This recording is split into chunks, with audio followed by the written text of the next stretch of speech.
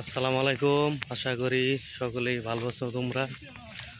আমরা আজকে ছুটির দিন চলে আসলাম বাংলাদেশের একমাত্র ডেইরি উৎপাদন ফার্ম সাভার ডেইরি ফার্মে অবস্থান করছি। এখন আমরা আমার সাথে অবস্থান করছে বাদশা ভাই।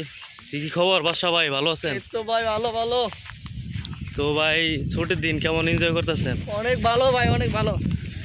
তো আজকে চলে আসলাম ডেইরি ফার্মের ভিতরে।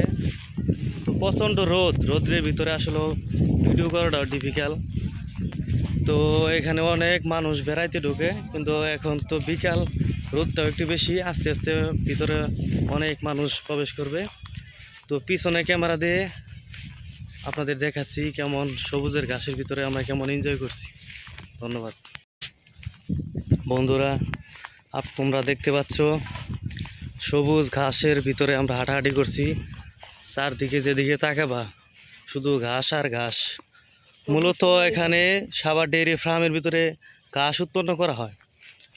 মূলত একটা গরুর ফার্ম, বিশাল বড় ফার্ম। তো এই শহরের কোলাহলমুক্ত জীবন থেকে এরকম একটি জায়গা ঘোরাও একটু মনের শান্তি, খুবই ভালো লাগে। এই যে আমার লগে আমার শ্রদ্ধেয় বড় ভাই বাদশা ভাই আছে। তো সবাইকে ধন্যবাদ ভিডিওটি দেখার জন্য।